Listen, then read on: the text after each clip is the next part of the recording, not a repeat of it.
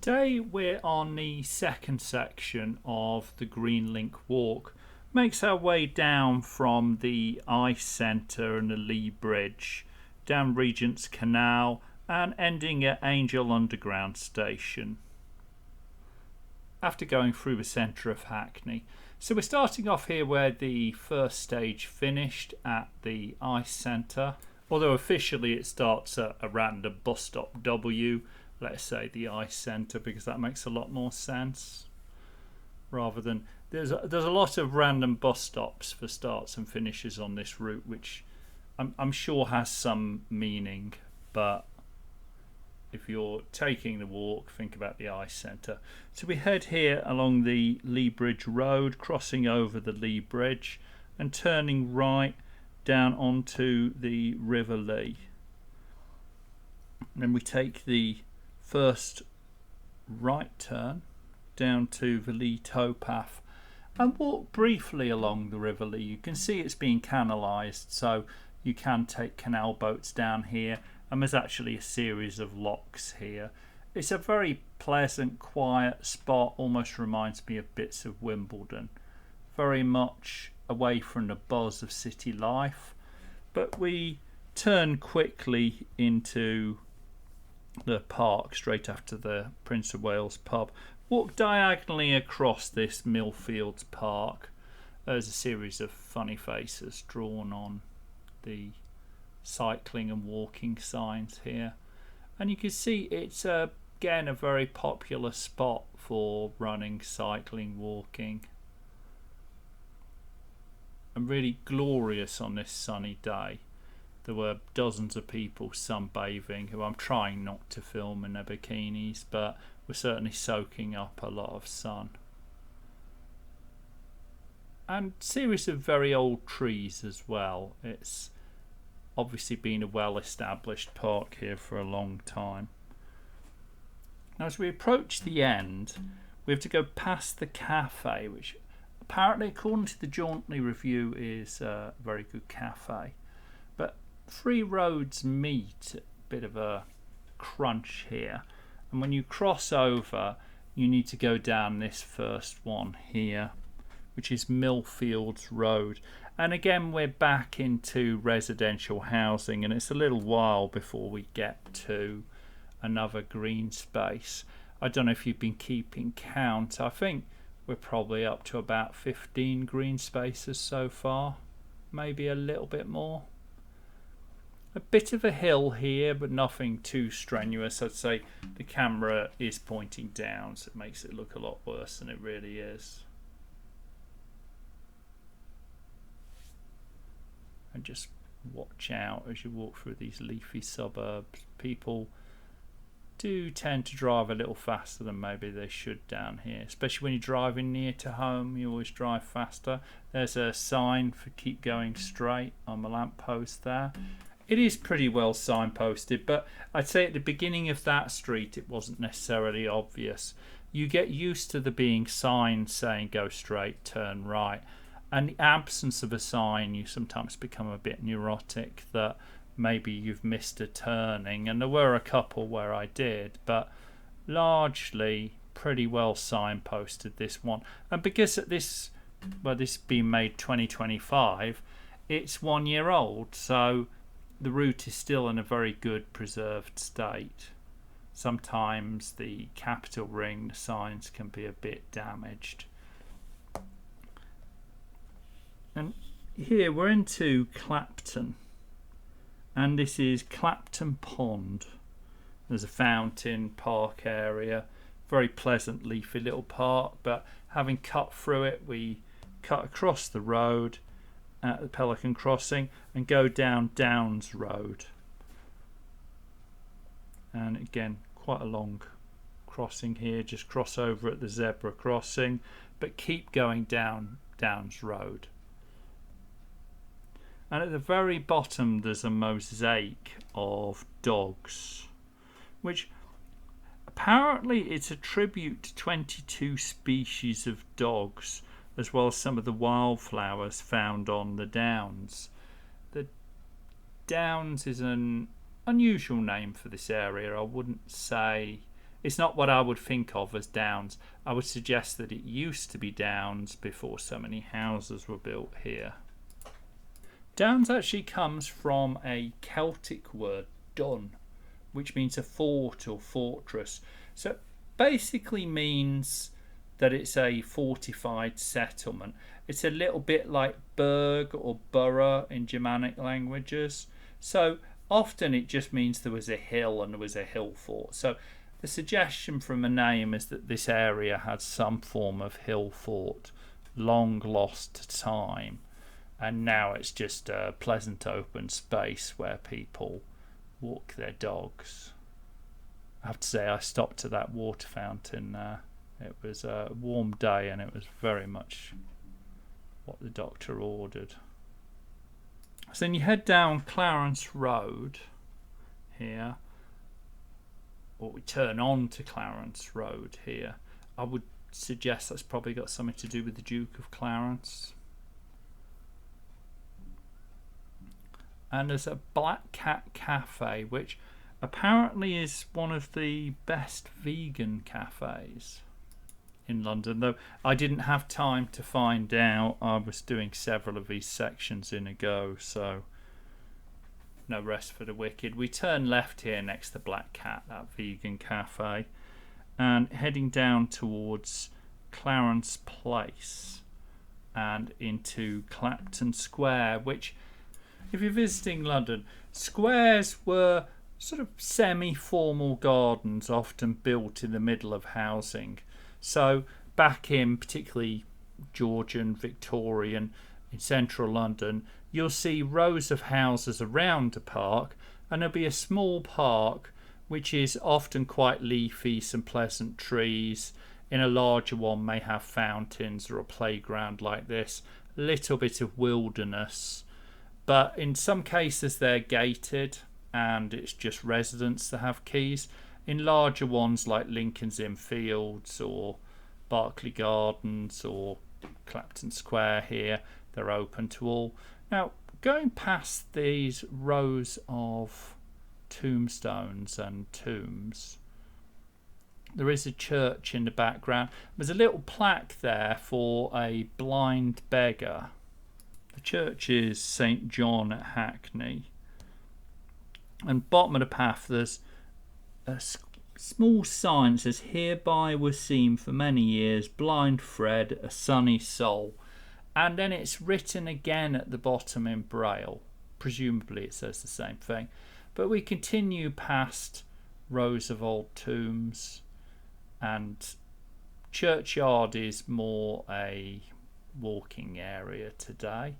But we're keeping on going down church grounds, and we go under the tunnel and cross Morning Lane before we go along Chatham Place and turning right onto Paragon Road. What a lovely name. I think can't think of seeing Paragon Road anywhere else. Again, some pleasant wall art there, brings a bit of colour to what could otherwise be a dull suburb, because we are still really walking through suburban London. This is London of the early 19th century through to the 20th century. Although you'll see a lot of modern blocks, that's often where bombing destroyed large swathes of housing, so they rebuilt in what was the style of the day. Particularly back in the 50s and 60s, the idea of having tower blocks reaching to the sky was seen as something positive. I think back by the 90s, these sort of buildings were getting knocked down as vertical ghettos. But as there's more people in London over the last 20 years, that process has reversed, and instead of being a bad way to cram people in, it's now seen as an opportunity to cram people in and make more money. On the left here there's a school.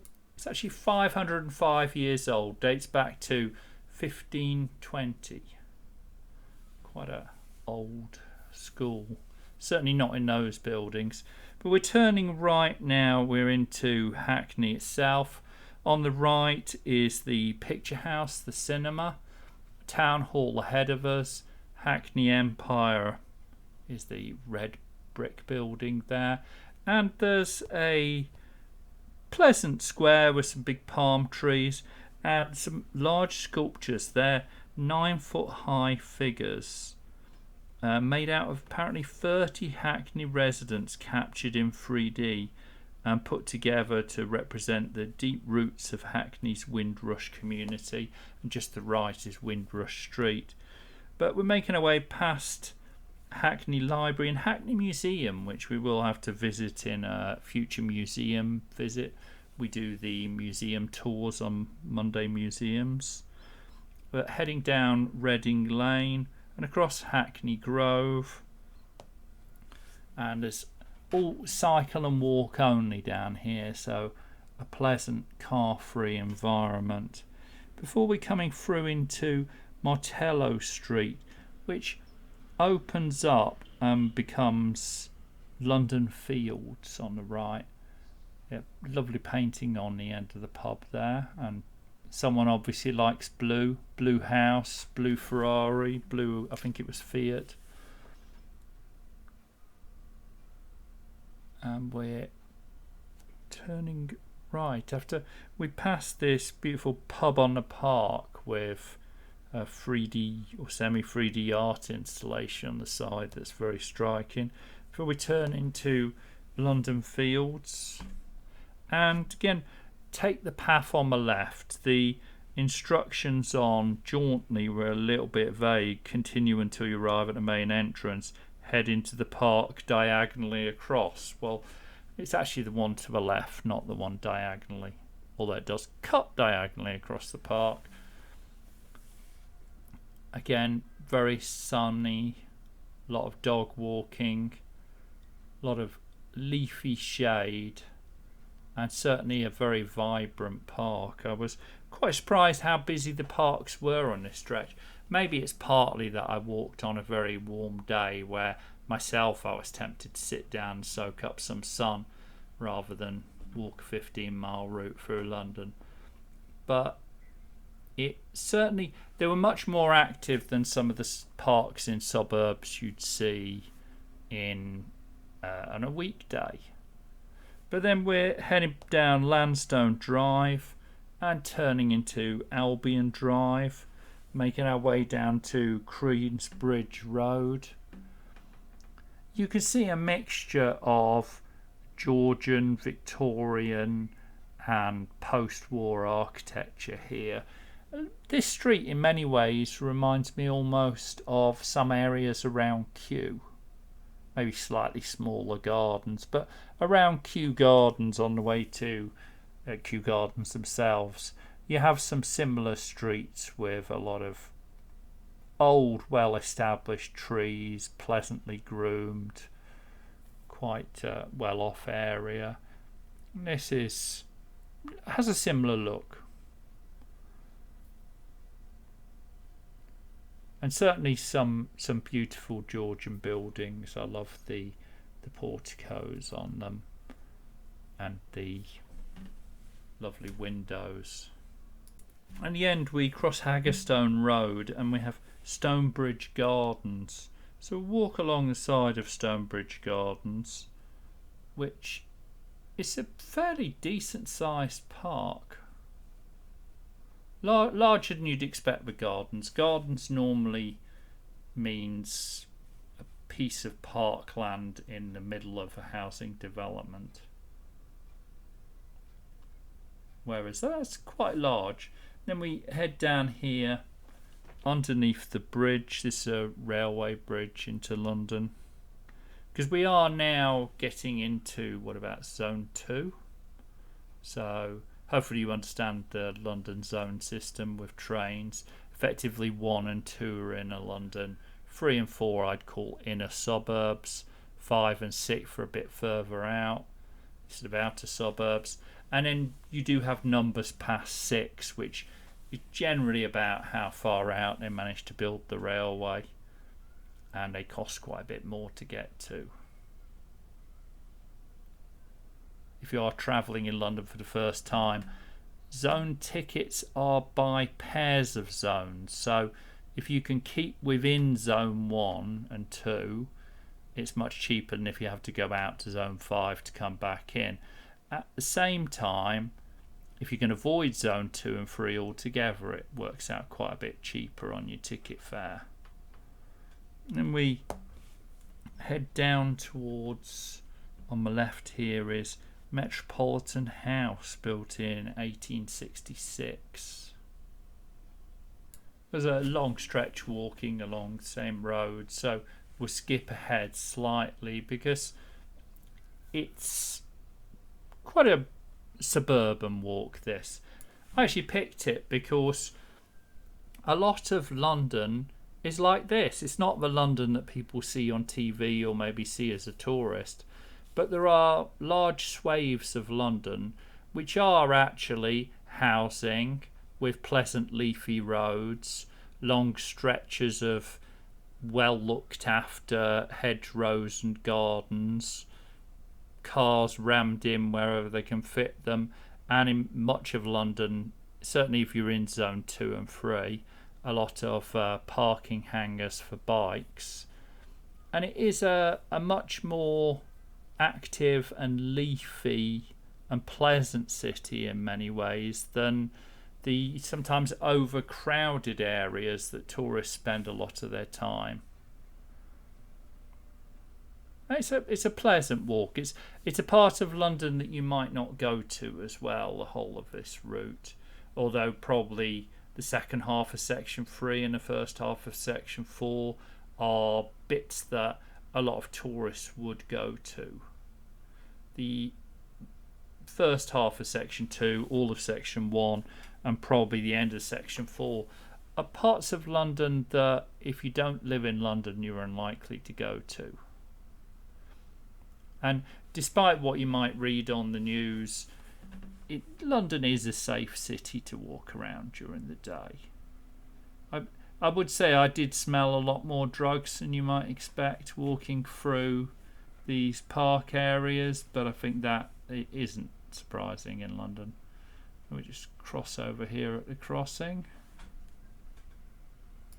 I think this route would actually be quite a pleasant one to cycle as well, and give you a little bit more time to enjoy some of the parks, because although it does visit 40 apparently parks, I would say it doesn't go through 40 green spaces. It often walks past them, kind of look over there, that's a green space.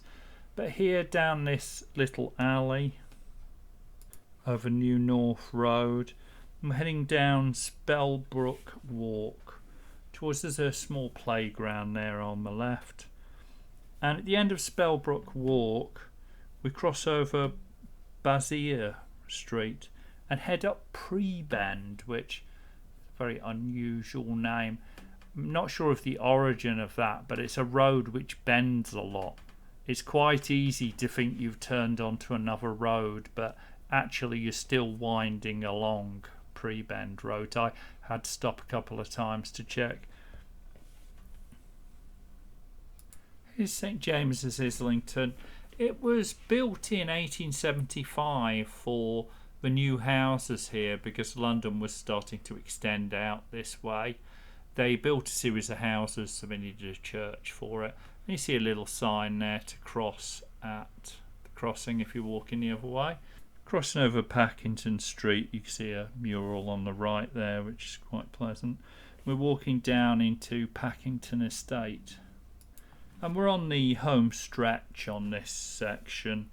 We're very close to the end. Turning. Next one on to Prebend Road as they wind along. It's surprisingly quiet here.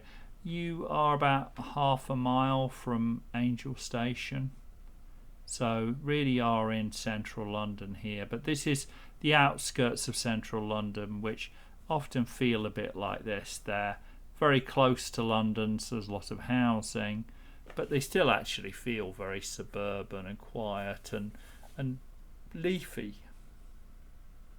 and a bit older, more Georgian and Victorian in this sort of area, except where there was bomb damaged, and you get some nice post-war monstrosities. Just crossing over the bridge here, this is actually the Regents Canal. Now you could walk down by the towpath, but the route is mapped to walk along the top here. So all the way along here on the right hand side, the other side of this railings and greenery, is actually the Regents Canal just below you. And as the hill slopes up towards the bridge ahead, the canal obviously stays down below you.